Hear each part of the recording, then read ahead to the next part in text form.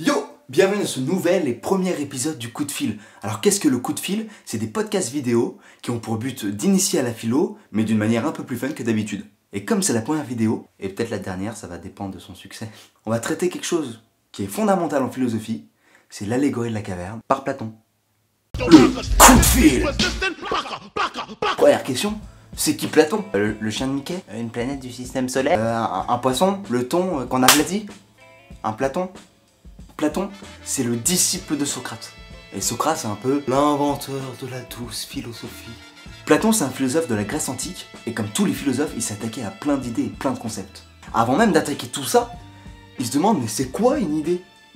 Qu'est-ce qu'un concept philosophique après tout? Est-ce qu'un neutrone ne serait pas un trône électronique? Je ne sais pas. Et là, il se rend compte d'un truc. Comme si toute notre vie, on a vu un lit en bois, et bien si on nous montre un lit en métal, on va reconnaître que c'est un lit. Eh ouais mon gars! Alors que quand on nous a expliqué pour la première fois ce que c'était un lit, on nous a pas dit toutes les sortes de lits possibles. Et pourtant on reconnaît un lit quand il est différent du sien. Du coup heureusement qu'on a des idées quoi. Vous imaginez genre un monde sans idées? Bonjour. Oui bonjour, je m'appelle Marcel et je vous appelle pour une erreur sur votre catalogue. Oui. Alors en fait dans la section lit, l'article Fluc, il est en métal et non en bois. Oui. Bah c'est pas un lit quoi.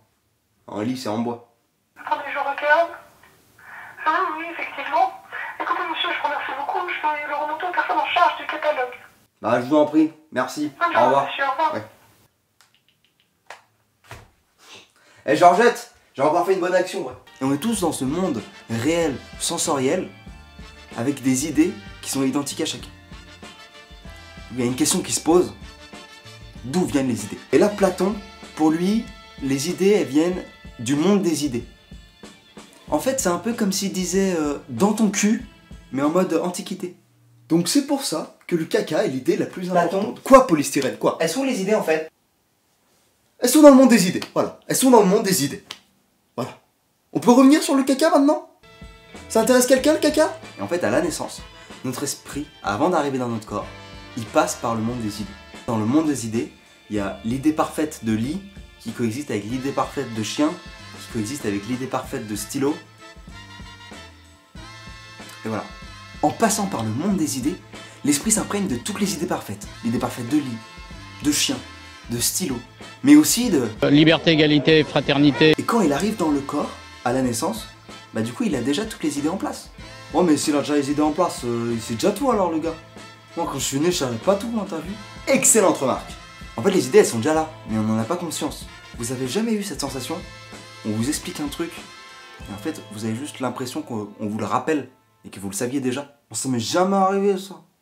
Ça, pour Platon, ça s'appelle la réminiscence. Oh, mais c'est quoi le rapport avec la caverne, t'as vu? En fait, Platon symbolise tout ça avec l'image d'une caverne.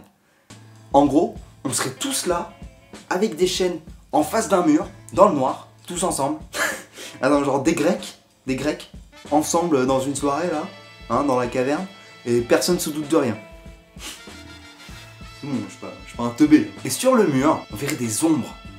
Parce que derrière nous, il y a une grosse lumière qui fait mal aux yeux. Et entre nous et la lumière, il y a des gens qui passent avec des objets. Par exemple, un stylo. Et ce stylo, c'est l'idée parfaite de stylo. Ce qui est projeté sur le mur, c'est juste une ombre de cette idée parfaite. Et c'est ce que nous, on voit en fait au quotidien. Bah oui, ce stylo là, par exemple, que je tiens, là dans ma chambre, dans le monde réel, c'est que l'ombre de l'idée parfaite du stylo. Pourquoi c'est pas l'idée parfaite du stylo? Bah déjà parce qu'il est bleu. Alors que l'idée parfaite de stylo n'est ni bleu, ni noir, ni rouge, ni quadricolore. Quadricolore. Ah, c'est pas mal. Parce qu'il y a 4 couleurs primaires.